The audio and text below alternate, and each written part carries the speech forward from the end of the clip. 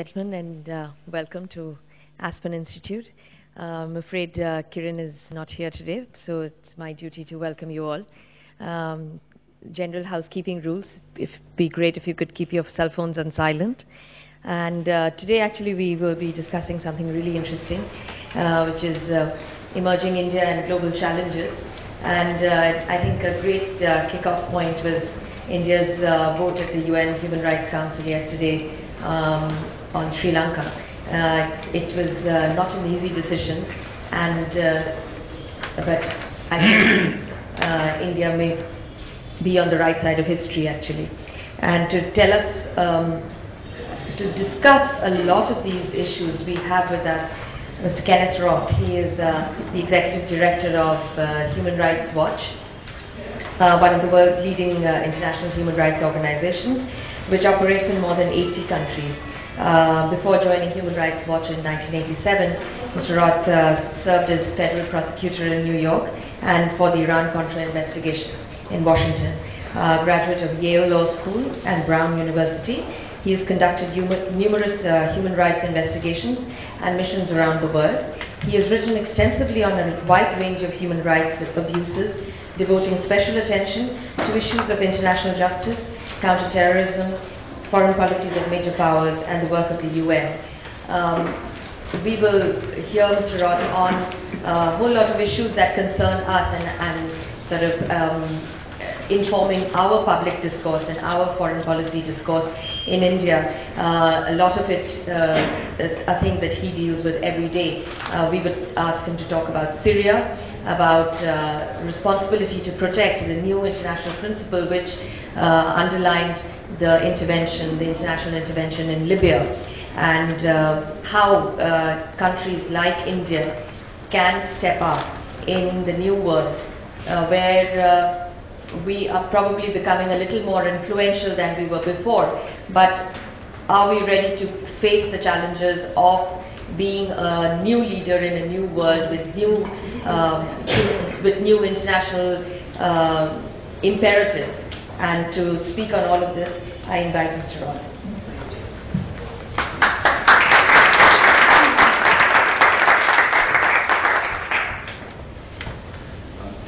Well, thank you very much. It's a pleasure to be here, to get to speak at the Aspen Institute. I've actually spoken at other Aspen Institutes, but this is my first time at the one here in India, so I really welcome the opportunity, and I'm very happy to see such a good turnout. So thank you all for joining us. This is a very opportune moment. I have to say, when I prepared my remarks, they were different because I didn't know, how a number of things were going to turn out. And I actually very much agree that India has found itself on the right side of history. And whether this reflects a trend or whether this is an anomaly remains to be seen. But some very good things have happened this week. And I think we should recognize it. And so I suppose it's a good time to talk about these issues because I'll try to put them in a bit of perspective.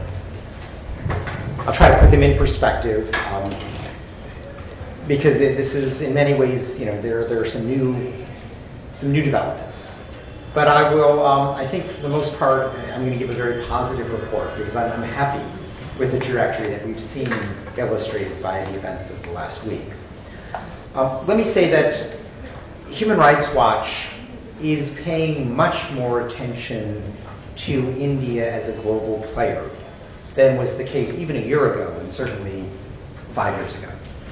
And there are a number of reasons for that. Beginning, frankly, with India's own tradition. I don't want to pretend that what happened this week is completely anomalous, as if there's no precedent for it any place in India's history. That's wrong. We've seen India taking very strong pro-human rights positions, going back to its leading opposition role with respect to apartheid in South Africa.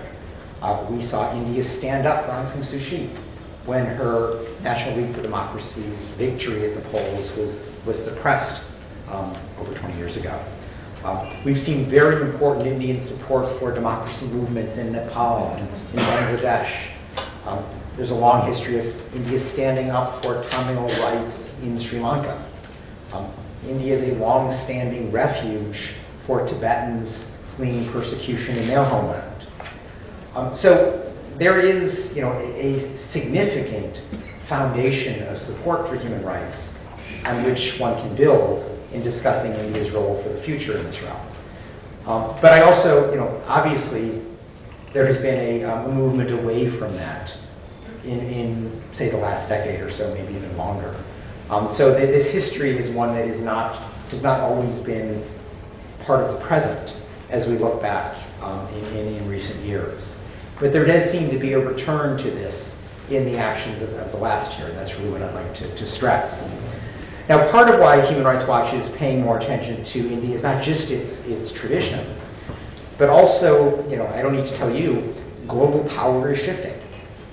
And India, along with other emerging powers, are playing a much more significant part of the global equation. If you're a human rights group and you want to apply pressure on abusive governments, it's almost irrational not to go talk to India and to try to enlist India's very significant influence on our behalf. Now, this is not something we're doing exclusively in India. We're doing it more in Brazil, we're doing it more in South Africa, we're doing it more in Turkey. But there are a series of non-Western powers who are playing extraordinarily significant roles, often for the good.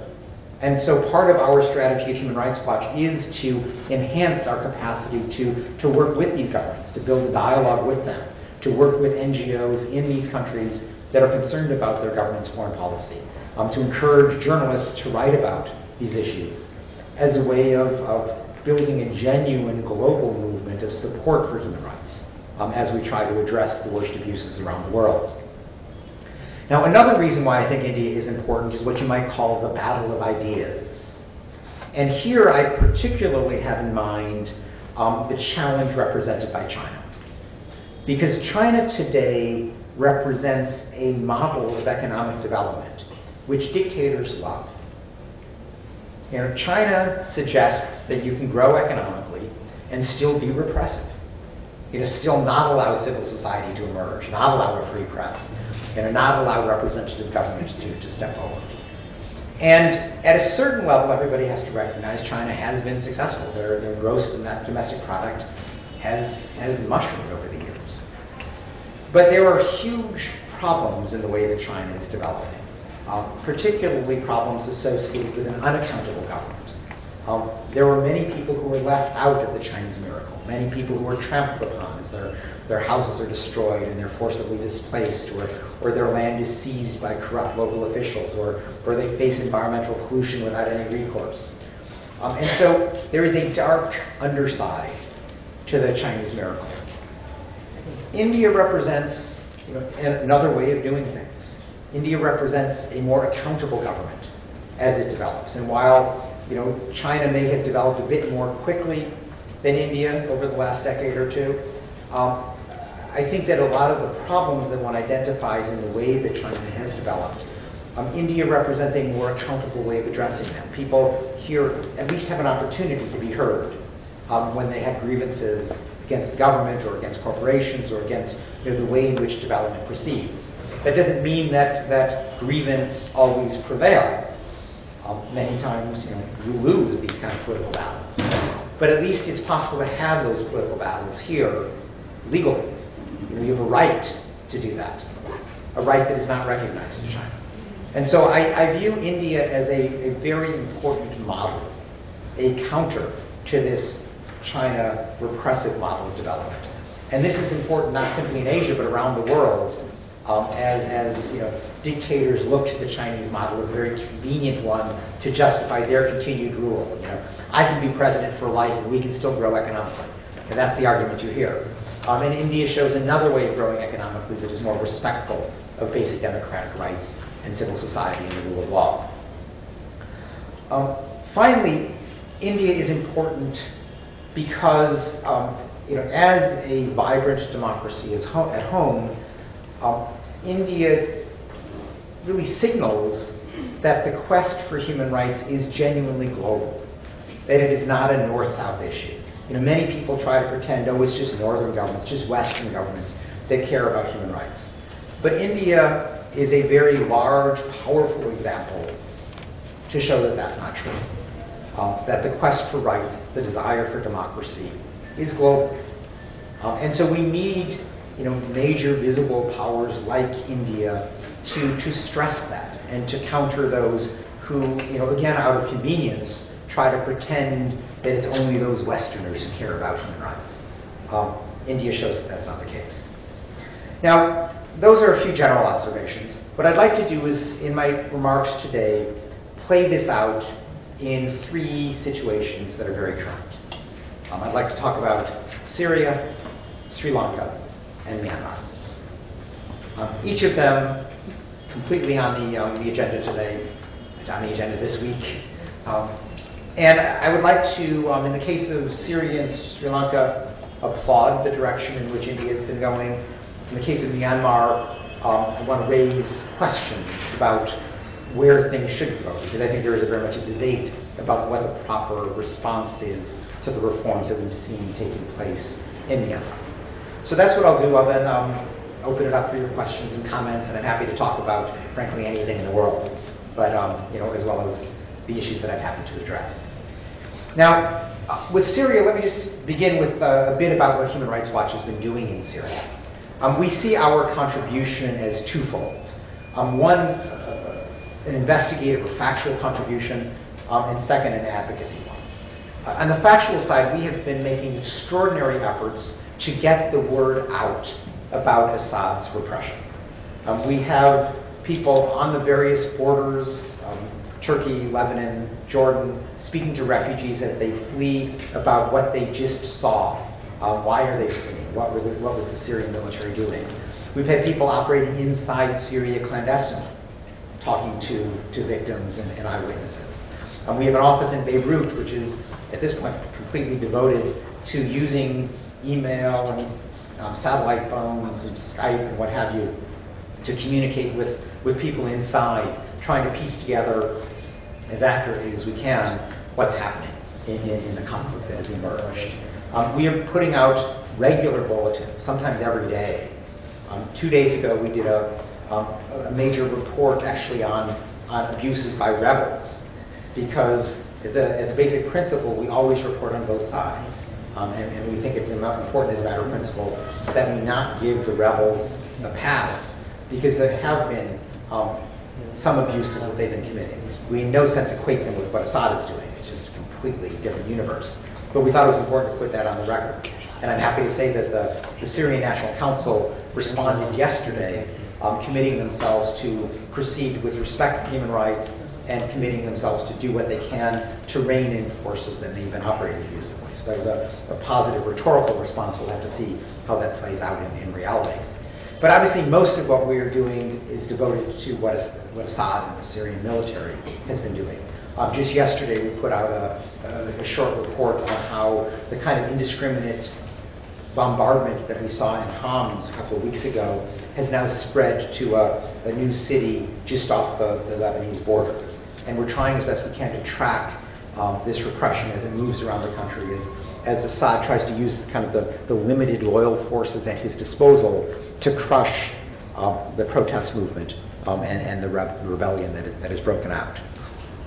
We are then, as we collect this information, we are using it to try to mobilize pressure on Assad to stop the killing.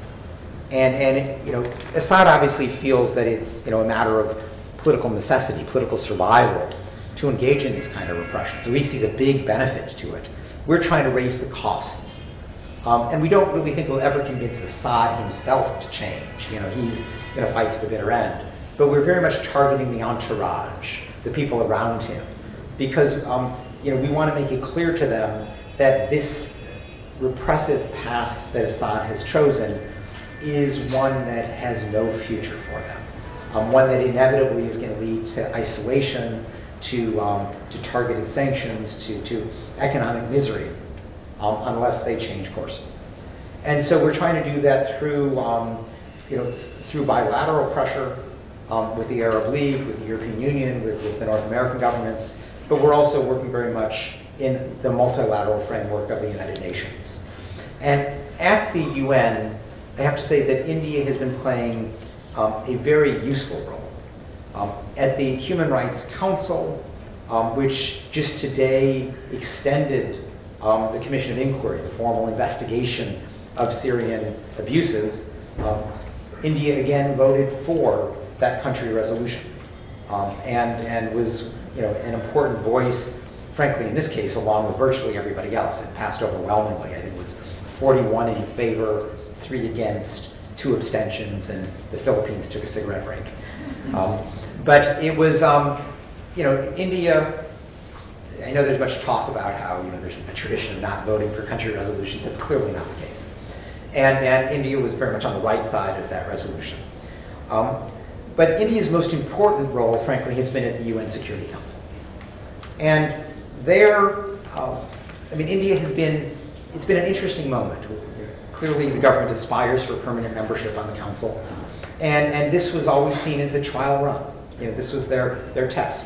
How did they do? And they were not the only ones auditioning, because at least in 2011, 3 of the big aspirants for permanent membership sat together on the council: India, Brazil, South Africa. And we referred to them as IPSA. They had their own little acronym. But the IPSA countries were very important in the ability of the council to act. And that is because when the IPSA countries stood with the human rights movement, China and Russia felt isolated and, for the most part, would go along. They didn't want to have to accept the stigma of being alone in tolerating mass atrocities. But when the IPSA countries abstained, then China and Russia would hide behind them, and they would veto. Now, this was clearly what happened in the case of Libya. The first Libya resolution, which imposed sanctions, brought Libya before the International Criminal Court. I remember that the reason that resolution was adopted unanimously was because Brazil, South Africa, and India decided, really in the last 24 hours, to support the resolution. And it was funny watching, because as the dominoes fell, and as the only dominoes left standing were Russia and China, China in particular said, we'd like an adjournment. We need to consult with Beijing. And they phoned home and came back 3 hours later with a big smile on their face. We're with you, because they didn't want to take the opprobrium of being alone and closing their eyes to, at that point, the indiscriminate shelling of Benghazi. In the case of Syria, there obviously was a backlash to what had happened in Libya. There was a broad sense that NATO had overstepped its mandate of civilian protection by going as far as regime change. And so initially, there was I think the people of Syria were asked to pay a price for NATO's perceived misconduct in Libya. I actually think that was, unfair and not entirely logical, but that's what happened. And so, initially, the IPSA countries abstained on the Syria resolution, making it easy for Russia and China to veto. This second resolution, though, the IPSA countries came along. At that point, I think Brazil had been replaced by Pakistan, but it was sort of the same idea. They all voted for the resolution, and while China and Russia still did veto, they were paying such a price in terms of their reputation that it was clear that they were going to have to give in. And we've now seen them giving in. The two times where the Security Council has spoken so far on Syria, first a presidential statement in August, and the second presidential statement 2 days ago, I guess, was each time India played a key role as an architect of that consensus. Particularly in August, I think it's fair to say India was more important than anybody else in forging consensus. And this time, too, India's willingness to sort of, push for common ground, to find the common space between or among the 5 permanent members, was critical for the council to be able to actually act. And so this was all very much for the good. there was a period in the middle where the IPSA countries tried an approach of kind of negotiating with Assad. You may remember they sent a delegation to Damascus. They thought that, at the point where they were still abstaining, that they could maintain kind of a neutral posture, that maybe they could kind of convince Assad to come along. And what they found was that, first of all, Assad was utterly uninterested in negotiating. But second, that he took their abstention as tacit acceptance of his killing. And it actually fueled more killing. And this is one thing I think that India is discovering, that India is too important these days to be neutral. There really is no neutrality when it comes to severe repression. And that if it's not going to take a stand, it's seen as not caring. And it's sort of pushing it away from the old days of the non-aligned movement, where India could kind of sit on the sideline and let the superpowers battle out on human rights issues. That's not really an option these days. And what happened in Syria highlighted that. When India was trying to be neutral, it was actually unhelpful because Assad took that as support. And it's only when India clearly voted against Assad that the pressure started to mount, and Russia and China had to acquiesce in the end. So anyway, I do think that India's role in the Security Council on Syria has been not only extraordinarily helpful, but actually essential in getting the Security Council to act. And this is a direction that, as I said, I'm very happy with. This is clearly a very deliberate decision. This is not, not a matter of domestic politics the way you might say the Sri Lanka resolution was. This is a very deliberate decision on the part of the ministry. And it is one that I think reflects a positive evolution. Now, let's move on to Sri Lanka. First, again, a word on Human Rights Watch's role there. Again, as in all conflicts, we report on both sides. And so we have done extensive work, for example, on the Tamil Tigers back when they were still in force. I think maybe the most significant thing that we did is that, apart from reporting on their atrocities, their summary executions, their use of child soldiers, we did a major investigation on their fundraising. Because a major way that they supported themselves was by going to the Tamil diaspora in places like Toronto. And they would approach families and say, you're a doctor, you're a lawyer, you're a businessman, you've got a good income. We expect you to give us, $25,000 every year if you want to go back and visit your family in Sri Lanka. So it was overt extortion. And the Tamil community was forced to go along with this because they were terrified not to. Tigers can be vicious, everybody knows that.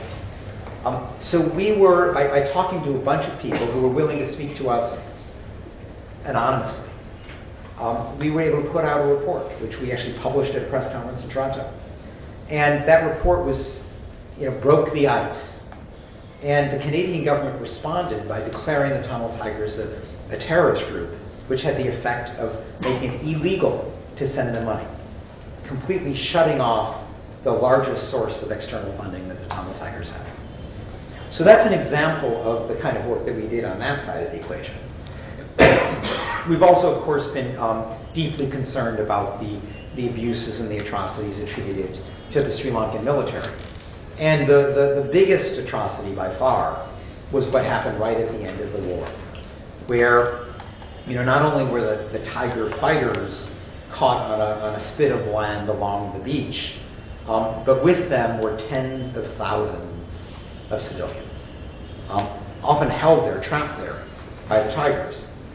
But the Sri Lankan army, rather than doing what they could to capture the people there and sort out who was who and detain and ultimately imprison the Tigers, they chose instead to simply indiscriminately shell this beachfront, even though it was declared a safe area, no fire zone. And in the process of that indiscriminate shelling, they killed, according to the UN's best estimate, 40,000 civilians. A big-time war crime. And so this happened, just 3 years ago. And Human Rights Watch has been determined not to let an atrocity of that magnitude be swept under the rug. Now, under pressure, Sri Lanka said, don't worry, we'll take care of it ourselves. and they set up the Lessons Learned and Reconciliation Commission, which issued a report that turned out not really to have investigated the atrocities, but to have recommended an investigation. And this is a technique we've seen before. I think the Sri Lankan government, the LLRC was, I don't know, the 6th or the 7th commission of this sort that had been set up over the last 2 decades. Sri Lanka is very good at setting up commissions to look at atrocities that never produce anything. But the process, drags on long enough that people kind of forget about it and move on. And that was clearly their strategy here. But in this day and age, 40,000 civilians dead is a big number.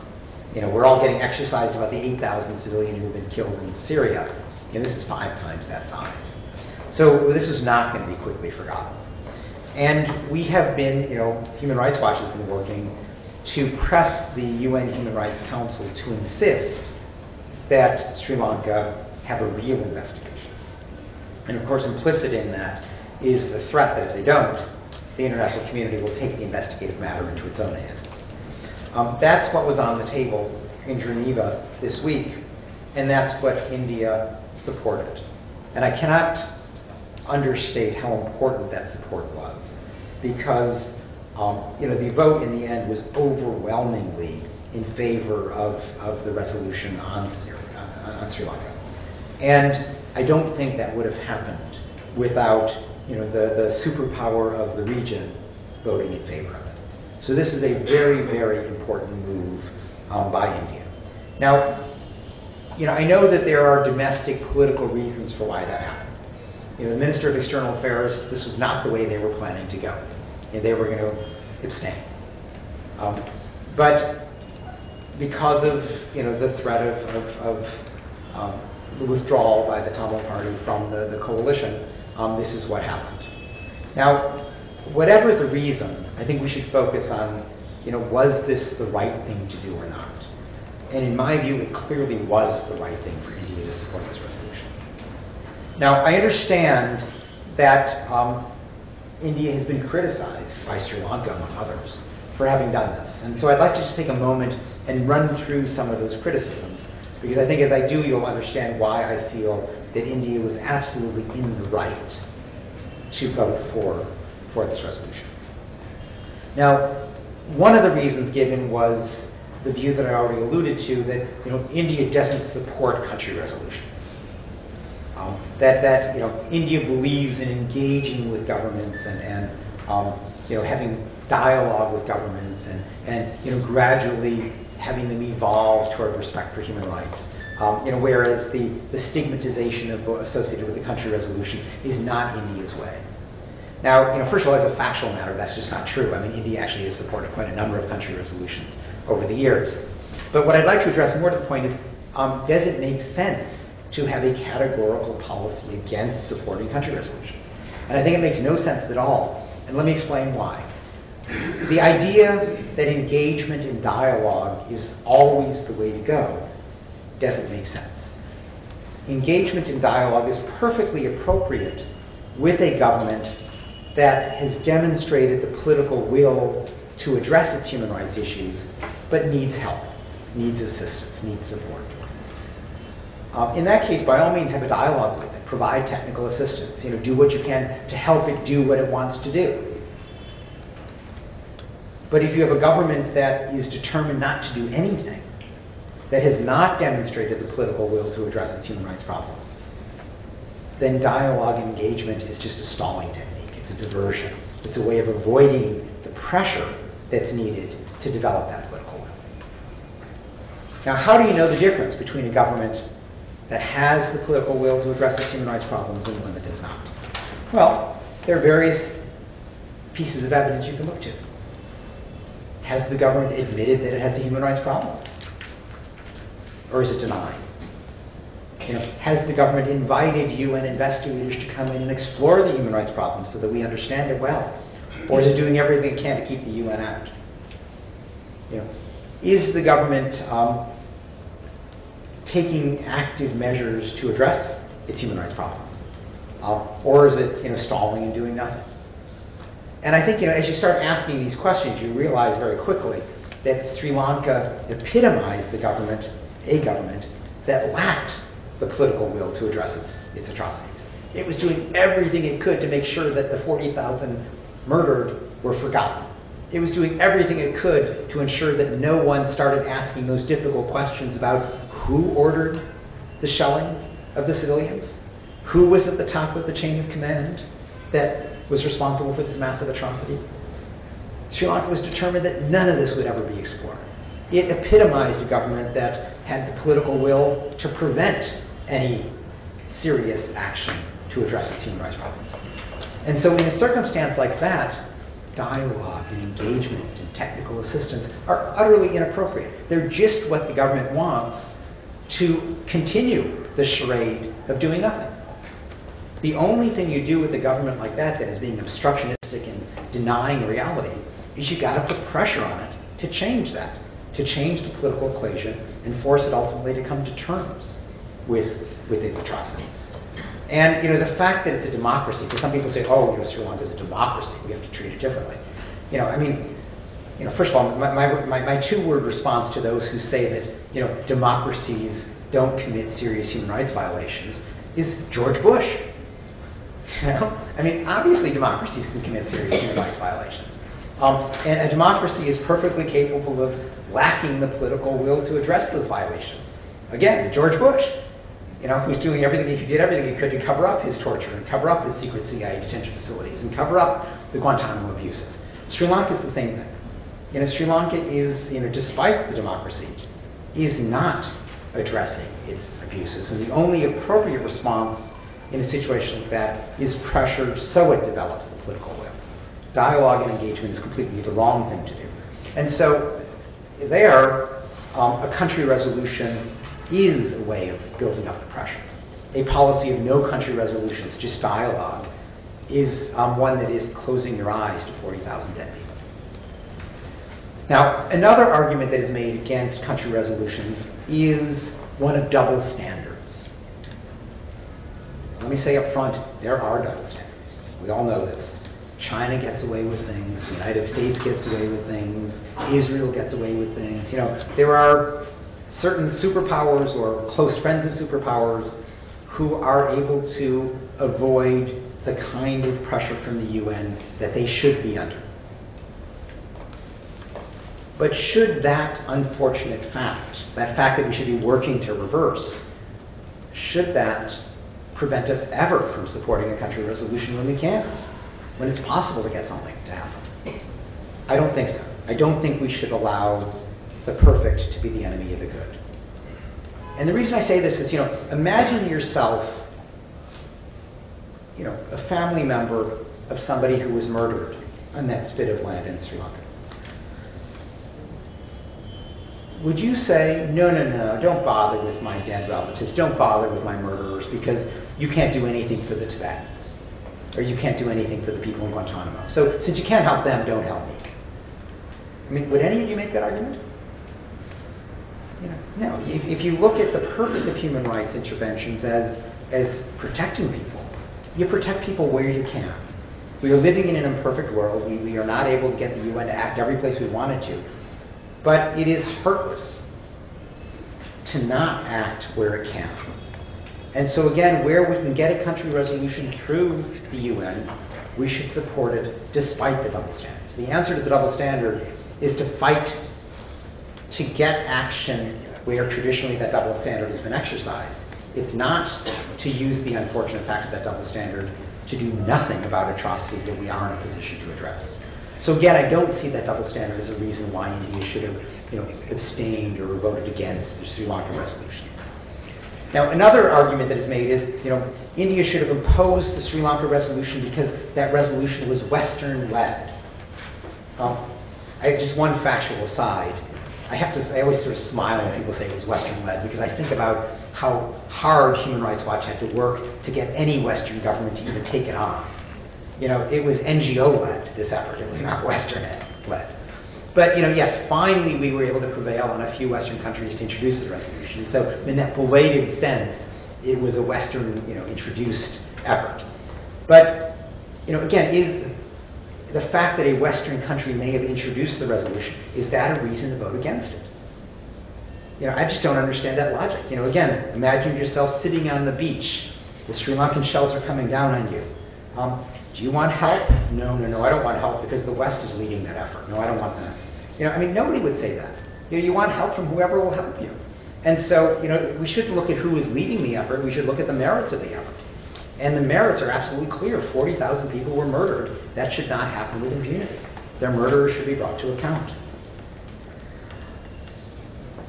Some people say India shouldn't support the resolution because it may come back to haunt India. People worry about Kashmir or whatever. I've heard this argument before. Again, let me come back to George Bush. George Bush was opposed to the International Criminal Court because it might have come back and dealt with his torture. We actively opposed that. I'm happy to say that Obama has rejected it. But just as in the case of the United States, it is a plenty vibrant enough democracy to stand some scrutiny of its abuses, the same can be said of India. Yes, every government, including democracies, commits human rights violations.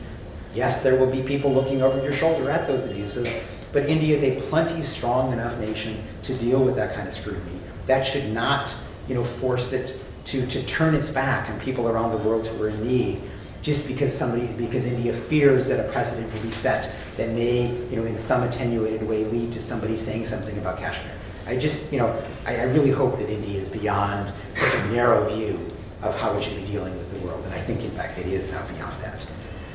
Finally, some people say India should not have supported the Sri Lanka resolution because it's going to push Sri Lanka into the hands of the Chinese. That same argument has been guiding India's policy toward Myanmar. And I think it's worth looking at how that played out in Myanmar. Because despite well over a decade of making nice to the Burmese generals, despite an effort to allow competition with China to override India's traditional support for the democracy movement in Myanmar, what has India gotten out of that? The most recent statistics are that 40% of the foreign direct investment in Myanmar is Chinese.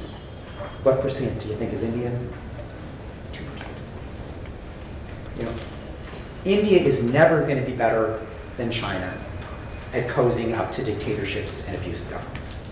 If that's the competition, China is going to win hands down. Where India can beat China is when it comes to values. India lives by values at home that China does not. And I think Myanmar illustrates a case where it's going to be in India's long-term interest to stand with the people of Myanmar as opposed to the generals. Because the people are gradually taking over in Myanmar. And people remember. They remember who are their friends and who are not. And the same thing can be said about Sri Lanka. Yes, there's a particularly abusive government in place right now. But don't think for a moment that that necessarily represents the views of the Sri Lankan people. I think most Sri Lankans are appalled by the fact that 40,000 of their brethren were murdered. If the government can get away with murdering those people, who's next? And I don't accept that India's long-term interest in Sri Lanka is cozying up with the Rajapaksa brothers. Its long-term interests are the Sri Lankan people, 40,000 of whom were murdered. So I think that one shouldn't get too caught up in the short-term competition with China, with a particularly brutal regime in power in Colombo. You've got to think about India's long-term prospects, and those I would contend are best served by staying true to the values that India lives by at home and having those inform its foreign policy as well. Now, let me turn finally to Burma, to Myanmar. And here, the question I'd like to address is what is the way forward? Because there obviously has been very positive evolution in the last several months. Evolution that really has surprised me, surprised many people by how far things have gone. When the elections were held, many of us thought that this was just, this is going to be a complete charade. This was an effort for the generals to take off their uniforms, put on civilian clothes, and pretend that things were different when in fact they'd be exactly the same.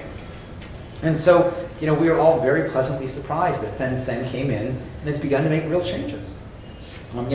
He's legalized the National League of Democracy. Aung San Suu Kyi is running for office. She's clearly going to win in the by-election April 1st. There's been some easing of press censorship. There's been a release of many prominent political prisoners. There's been a resumption of dialogue with the various ethnic rebel groups. These are all good things. I don't think anybody would quarrel with that. The question is, what do we do now? And in particular, the issue is coming up, what to do about the sanctions that have been in place against Myanmar. Should they be lifted wholesale, or should they be lifted gradually in return for continuing reform? And I want to make a case for gradual lifting of sanctions, which I don't think is where the Indian government is right now. But I want to sort of spell out my reasons for why. First of all, in terms of, I think the first question we have to ask is, why have these reforms so far taken place? And clearly the foremost reason is because the Burmese people have demanded them.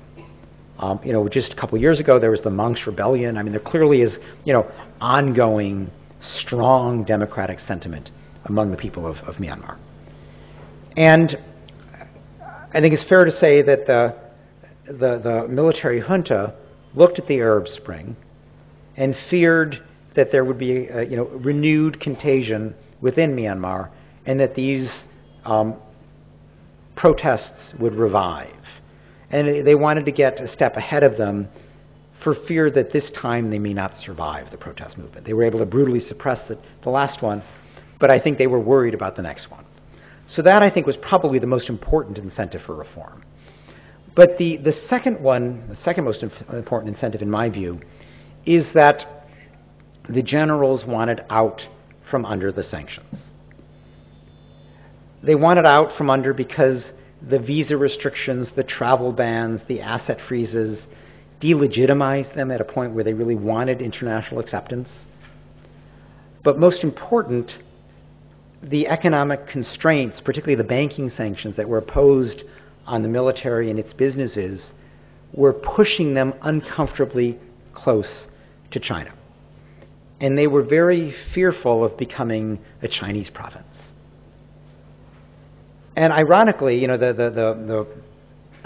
says, we're losing the economic battle with China, but it was precisely the Chinese dominance of the Burmese economy that was making the generals extraordinarily uncomfortable. The first piece of evidence of this was when they canceled the dam project unilaterally. Why would they have done this? They did it because it was yet one more way in which Myanmar was kind of being merged into China. Interestingly, the very first act of the new elected parliament was to call for the removal of sanctions.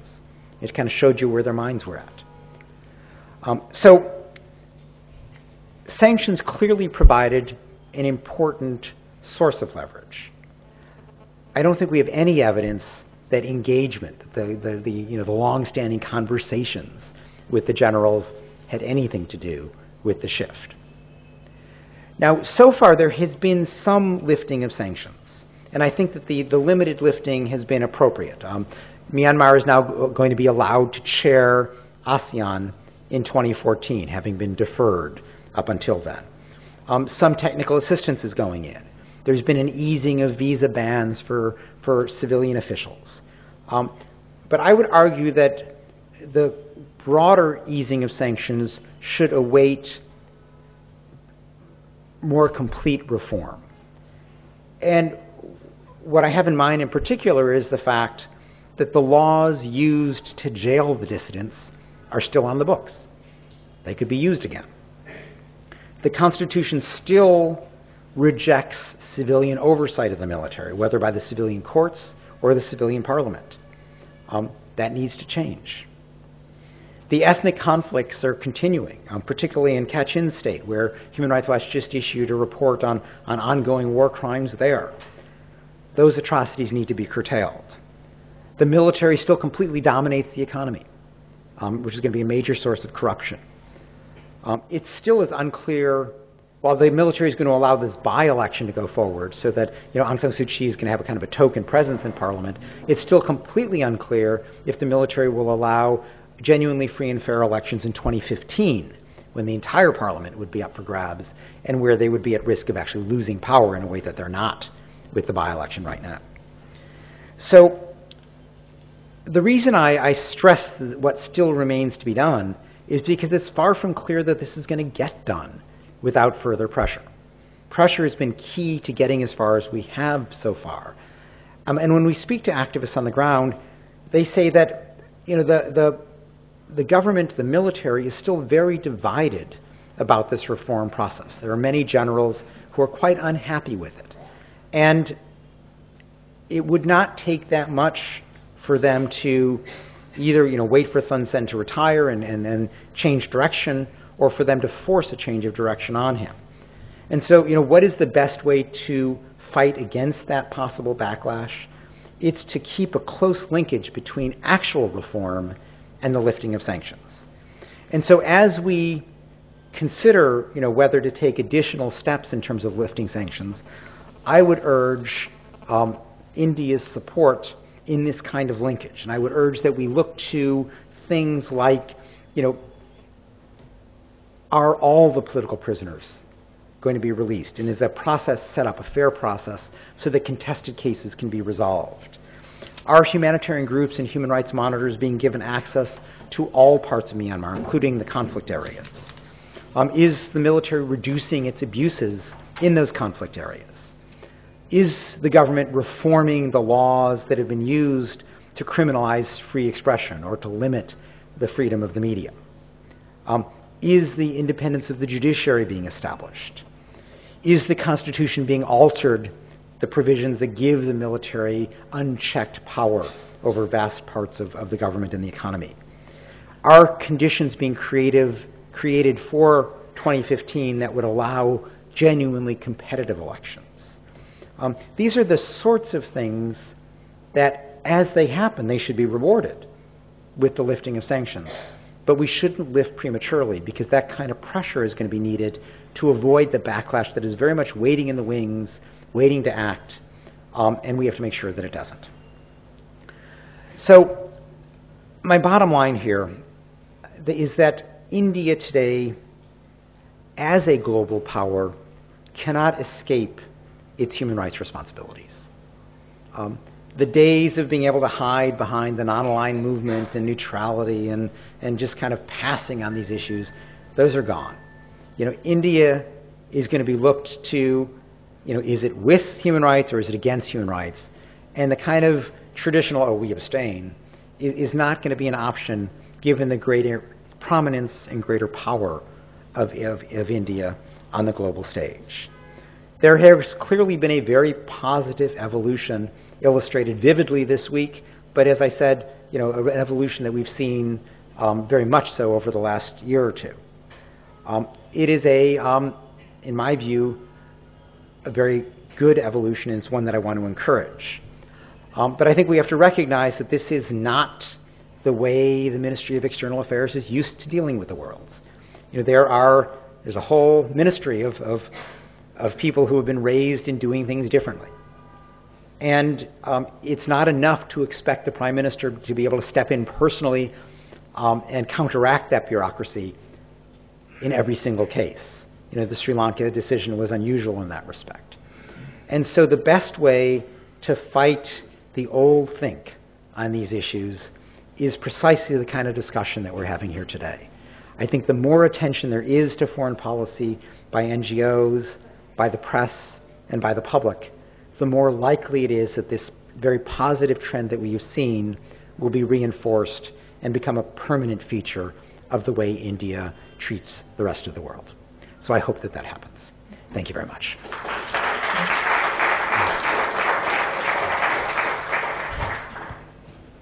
Thank you. That was wonderful. I'm sure you all have lots of questions, and we'll just start with Ambassador Gupta, sir, and then you.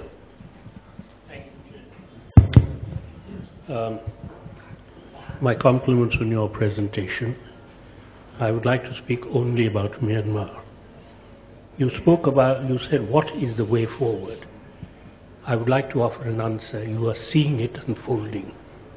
I have taken particular interest in the last 4 years about studying Myanmar. I have written. My views are in the public domain. And I said 2-3 years ago in written papers that what you are seeing is going to happen.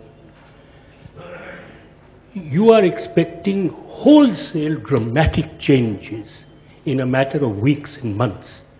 What happened in the case of South Korea and Taiwan? It took decades. But and they have done an absolutely remarkable transition. But because they were part of your camp, it was all right. Why can't you give the same space to the generals? Khan Shui is interested in his historical legacy. There are certain Oriental concepts. He wishes to be recognized in Burmese history as a continuation of the royal rulers of Myanmar. You use the phrase that one of the reasons why this has happened is because the generals were fearful of Myanmar becoming a Chinese economic province. I would suggest, and you also stated that India has got nothing out of the process of engagement. For India, the biggest concern was not that Burma would become a Chinese economic province. A great deal of Southeast Asia is becoming China's economic provinces, but that it would become a geopolitical and strategic province. Our engagement was dictated in an effort to prevent that happening, and I think we have been spectacularly successful. Thank you, Ambassador Gupta. One more point, just. Okay. So can we just take a couple more questions? Yes, sir.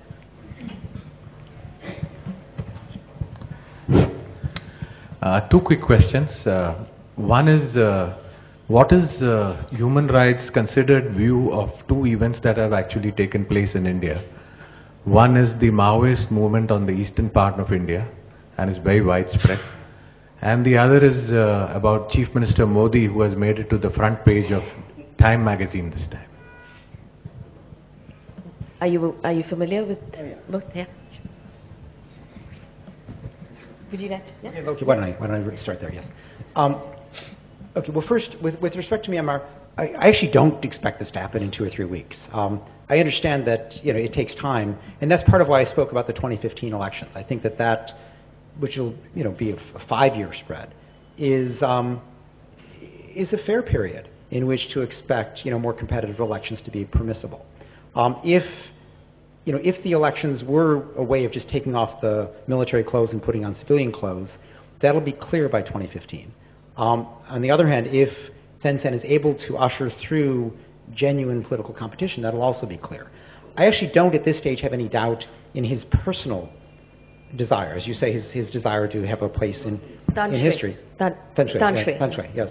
But I think the issue is can he get away with it? Because there is a very significant backlash waiting in the wings. And are they going to exercise that backlash? Are they going to fight back and stop the reform process or not? The answer to that, to a large degree, is going to be, what does the international community expect? If we're willing to accept window dressing, that's all that's going to happen.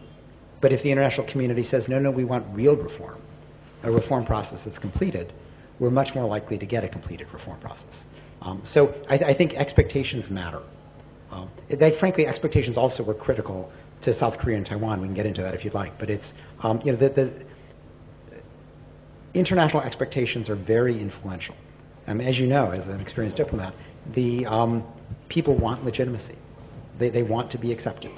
If they feel that they can be accepted with minimal changes, they'll do minimal changes. If they feel that more significant reform is required for acceptance, they're much more likely to proceed to serious reform. With respect to the Maoists, first of all, we, as in any conflict, we don't take a position on the political questions. We're not for one side or the other. We monitor the conduct of the two sides. And so, just to give you an example, we've been very concerned about the Naxalites' attacks on schools and their recruitment of children as soldiers. And so we've done quite a bit of work on this. been very critical of the Naxalites. They, on the one hand, are attacking schools because they're a symbol of governmental authority. But they've also been claiming, oh, we just attack the schools because the police are using them as barracks. And so we actually went to the Indian government and said, well, why don't you at least stop doing that? You're providing them with an excuse to attack the schools. You're endangering the children. A lot of people are afraid to send their girls to school because the soldiers may have been drinking there all night. And I'm happy to say the government responded positively there and has now taken steps to reduce the use of schools as police barracks. But our aim in the conflict like this is to try to address the torture and the arbitrary detention on the government side, to address the indiscriminate warfare, the attacks on civilians in schools, and the use of child soldiers on the Naxalite side. With respect to Modi, we actually just put something out on the 10-year anniversary of the Gujarat riots, and we're still waiting for accountability to move to senior levels. Obviously, it's taken the Supreme Court's intervention to get anything to happen. Things are still going slowly. But the work that we did on this, and we've done 3 separate reports on the killing of that era, and there is no question that the Gujarat government sat on its hands very deliberately while the killing took place. That this was not just, an accident. And we want accountability for that large-scale loss of life. Thank you. Sir, just a moment, sir. It has been always seen that the country's own interest always dominates over the global interest.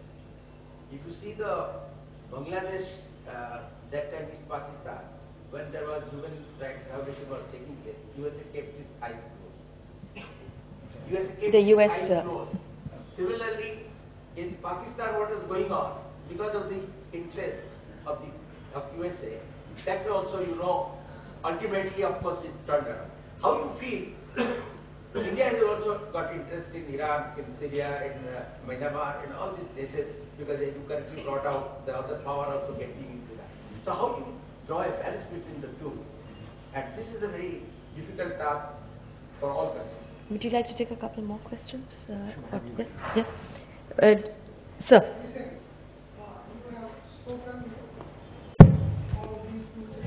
Just a moment. The mic's coming to you.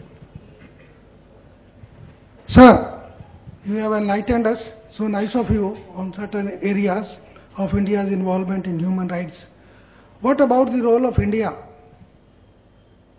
when USA and Britain attacked Iraq? There is no weapons of mass destruction were found. You said nothing about that. What was the India's role? That is global contest. Second, throughout India has been criticizing Israel. Violation of human rights,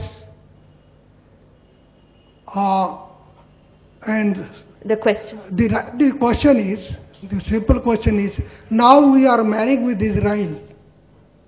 India is coming very close and close in military relationship and other things. What do you think about these developments? And thirdly, Sudan. Thank you. Just a minute. Sudan. Sir, there are lots of... Just I have used the word Sudan, he understood it. Okay, thank you. Sir. Thank you. My question is about human rights policy over the long term. I want to look at China as an example. I spent some time in China working on human rights, and my sense, which I think was the sense of most people I spoke to there, was that the forces really promoting human rights over the long term were the growth of civil society, the legal profession, the NGO sector, the competitive media. And all of those forces were enabled by economic growth, economic empowerment, which gave people the chance to engage in those activities. So my conclusion was that in terms of the things that the West has done to try and promote human rights in China, all of them have been good. Public criticism has been good, dialogue has been good, civil society direct support has been good, but probably the most useful thing that we've done over 30 years was allow China into the WTO and then buy all of their stuff. So I wonder if you agree, and if so, should that be part of our policy towards other countries where there are human rights problems? If you set aside short-term crises, should our long-term goal be actually economic reform and doing as much trade with them as we possibly can? Thank you. Would you like to take it? Okay, sure. I mean, first of all, I guess the question about, what should India do when it has other interests? Because, I mean, every government, obviously, there are a range of interests that it pursues. I mean, Human Rights Watch would obviously like everybody to operate first and foremost in promoting human rights. On the other hand, we realize that, sometimes other interests prevail. So if the question is, how does Human Rights Watch respond? We respond by pressing them to do as much as they can on human rights, to try to have those be considered more than some of these other interests. But we recognize that that's not always the case. So, does India have other interests beyond promoting human rights? Of course. Will human rights always prevail in India's foreign policy? Obviously not.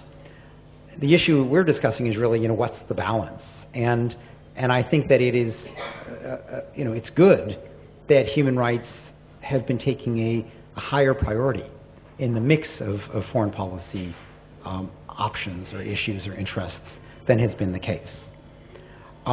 If I understood the question correctly, what should India be doing with respect to abuses by, say, the U.S.? I think that was the question. Speak out against them. We're constantly asking the European Union and other governments to bring up U.S. abuses at the UN Human Rights Council. Bring them up in your bilateral dialogues. We, in fact, as a matter of principle, almost when there are these dialogues, we'll say, and I think the American people would benefit if U.S. abuses were more a topic of global conversation. That would help us get rid of some of those abuses. Now,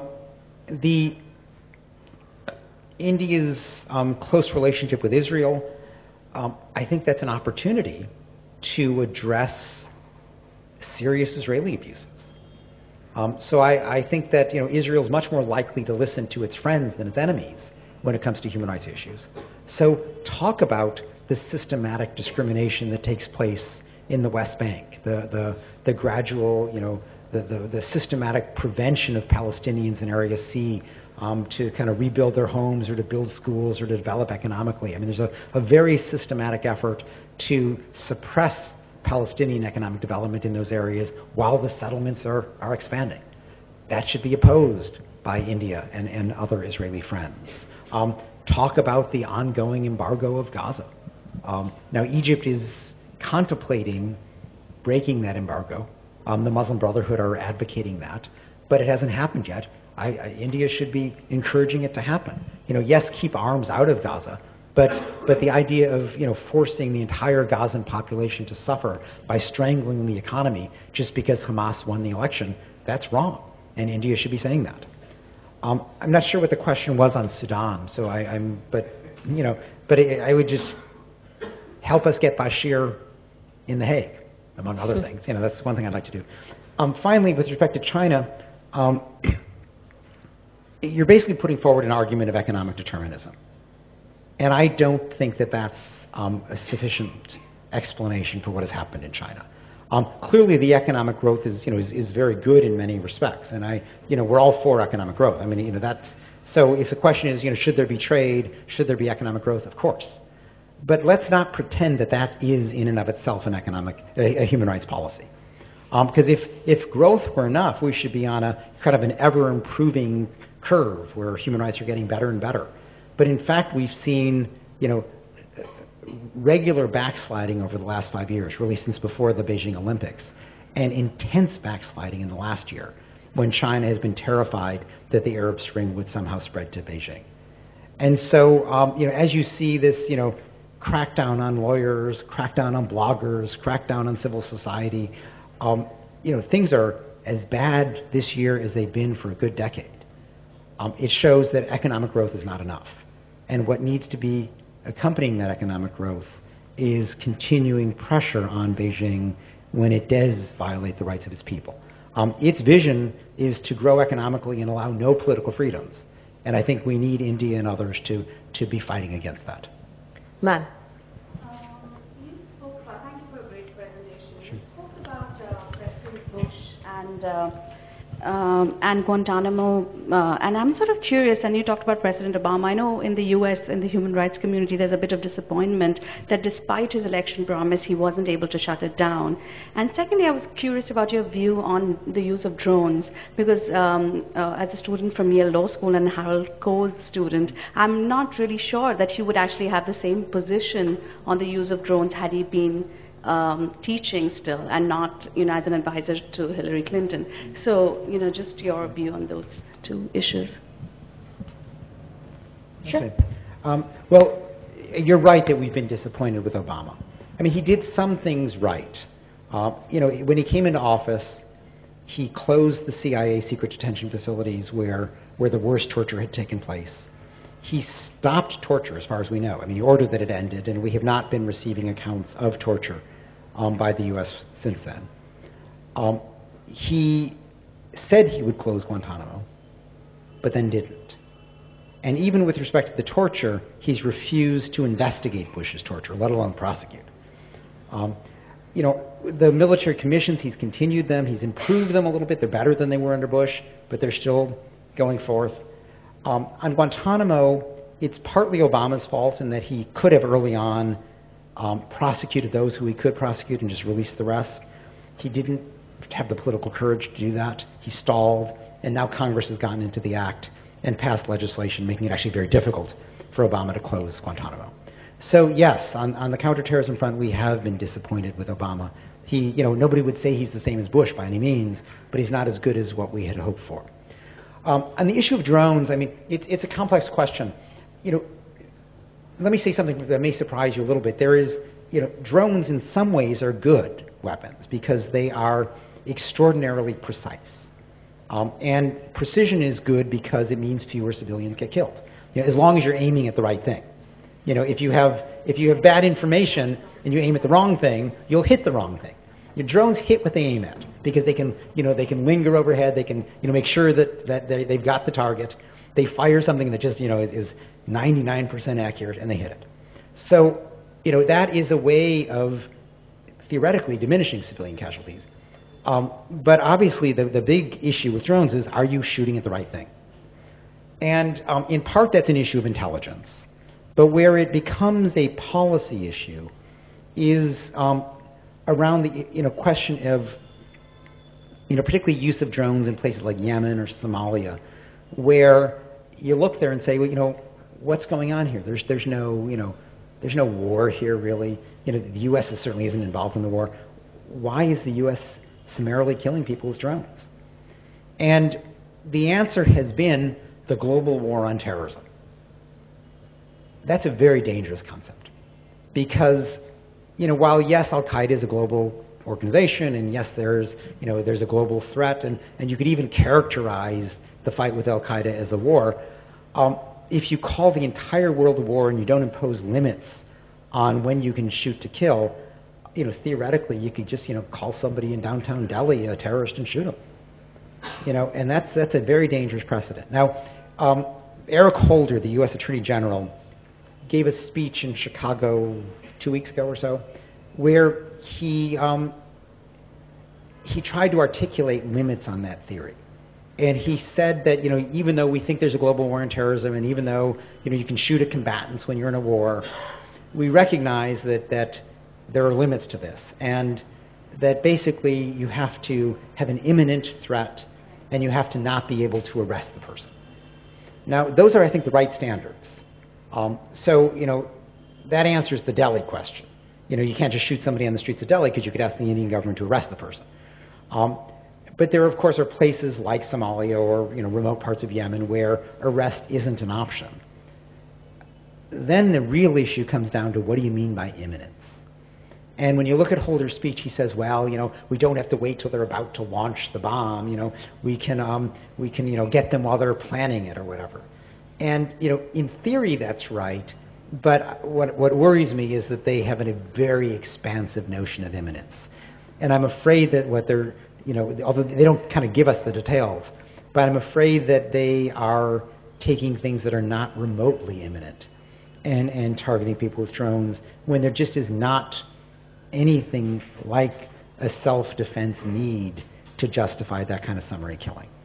And so we're pushing the Obama administration to elaborate on what they mean by imminence and to make sure that it's a very narrow sense of imminence, not the broad expansive one that I think they're using right now. Well, didn't George Bush call it preemption? Well, preemption, I mean, yeah, I mean, the preemption argument tended to be really more about, you know, are you justified in going to war or not? Yes. Which is a related but different issue. I mean, here, Obama's not saying, you know, we're going to war. He's saying, you know, there is this war right now. When is it appropriate to use force? I mean, I think it's a kind of a more refined argument right now than when George Bush was making it. Right. Obama's more sophisticated in his justification, but there still are problematic aspects of it. Sir.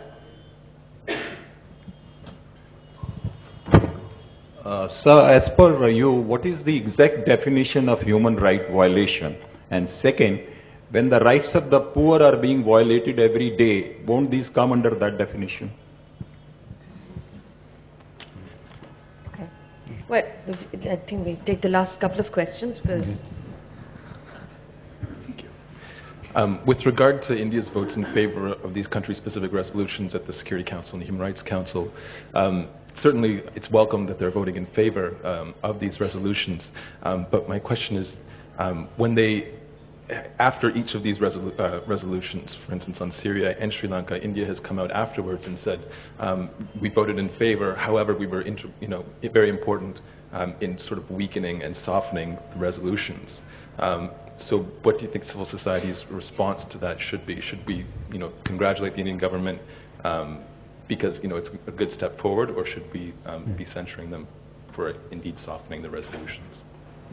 Ma'am? Yeah.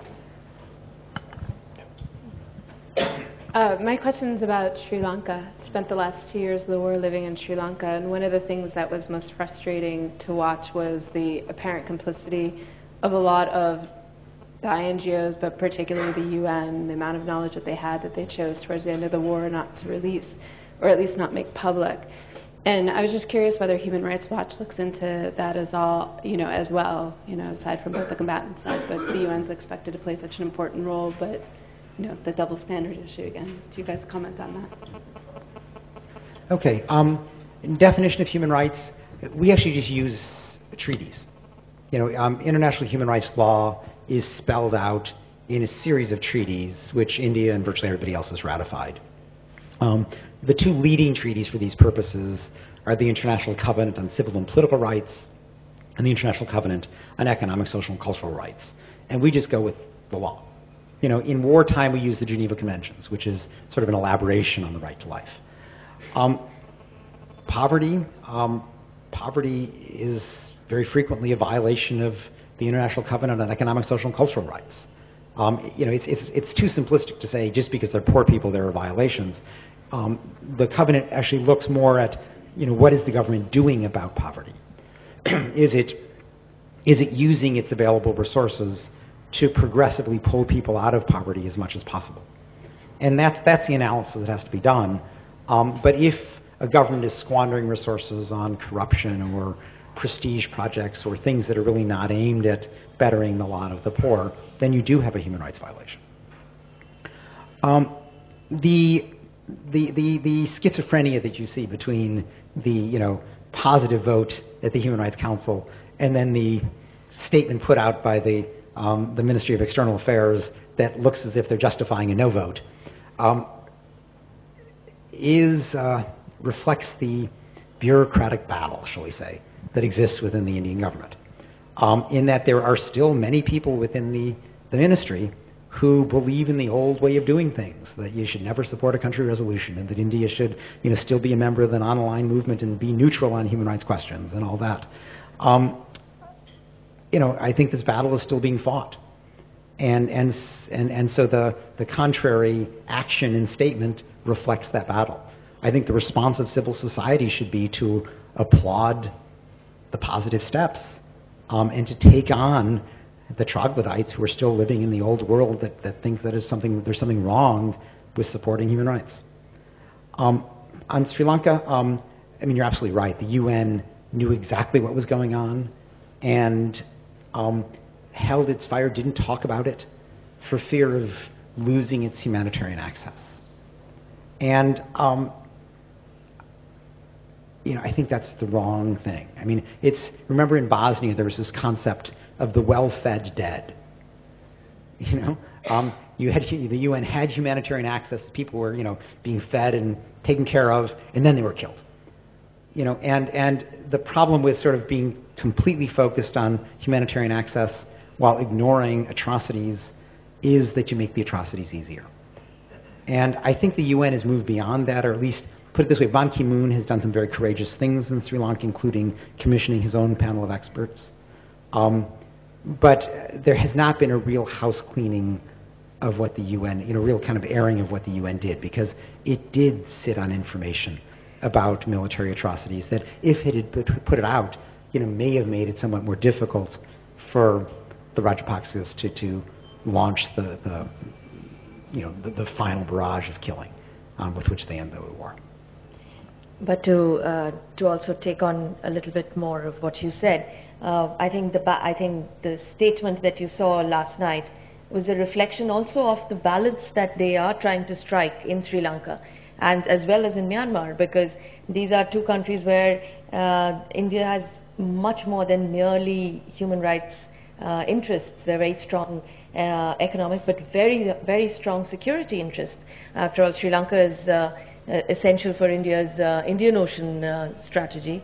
Myanmar is very important for a whole lot of security issues, including dealing with insurgents in the northeast, a lot of whom have taken refuge in Myanmar. And in the last 10 years, actually, the fact of the engagement between India and Myanmar has helped to constrain a lot of the insurgency in the northeast. So I think it would be difficult for India to take a sort of a purist approach to a lot of these questions, especially within its neighborhood, within its absolutely immediate neighborhood, because of the intersection of security, economic, political, civilization, and social sort of interests that they have.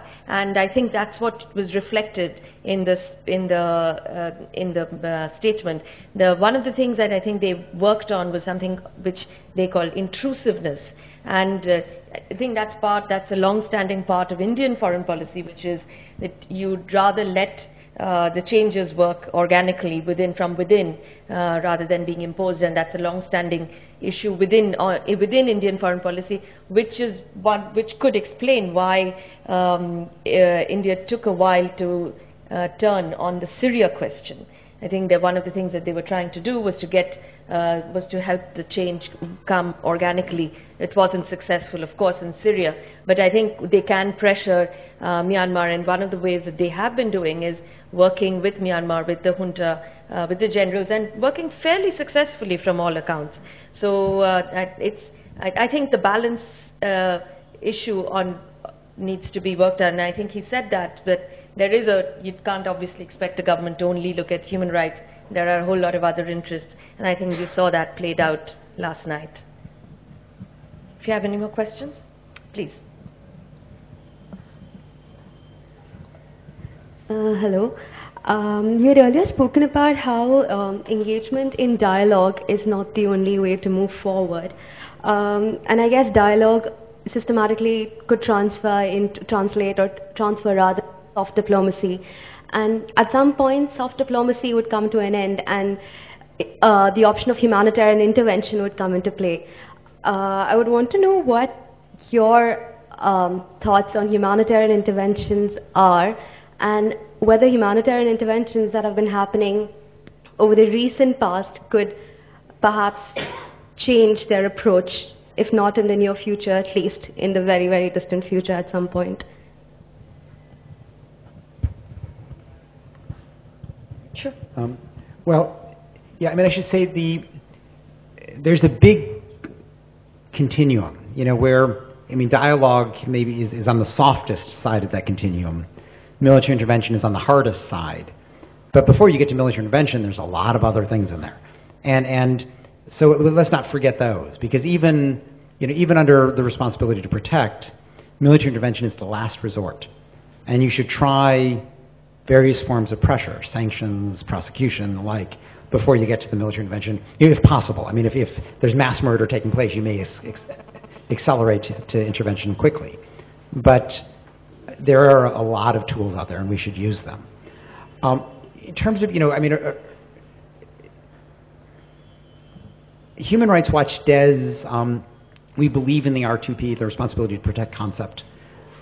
We think there are times when, awful as military force is, sometimes it is the last resort. And so, we've always had that policy of sometimes being willing to contemplate it. We do that very rarely.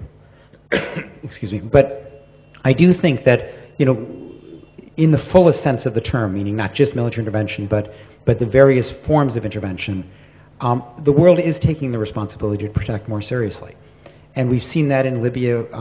We saw it in the Ivory Coast, which was actually a fairly successful R2P situation where large-scale slaughter was stopped very quickly. And a president who had lost an election but was trying to cling to power by just killing the opposition was stopped and was arrested and is sitting in The Hague now. So that is actually a fairly successful example of R2P. Another example would be Kenya, where Kofi Annan went in and was able to, through negotiation, stop large-scale ethnic violence, arrange for prosecutions, and hopefully set a precedent that will prevent a new outbreak of ethnic violence when the elections take place in a year now.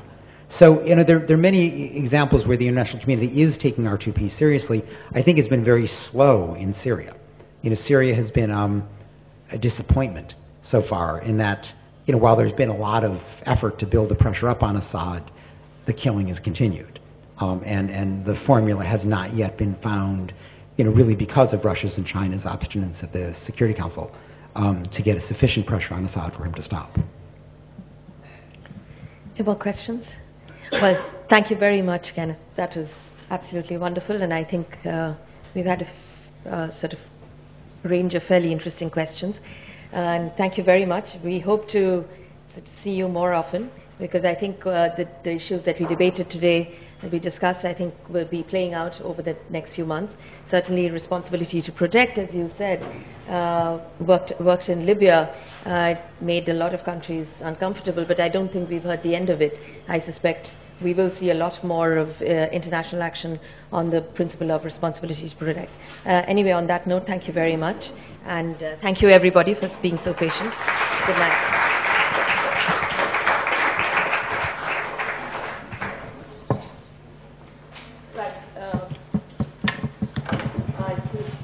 Please join us for some tea and coffee outside, and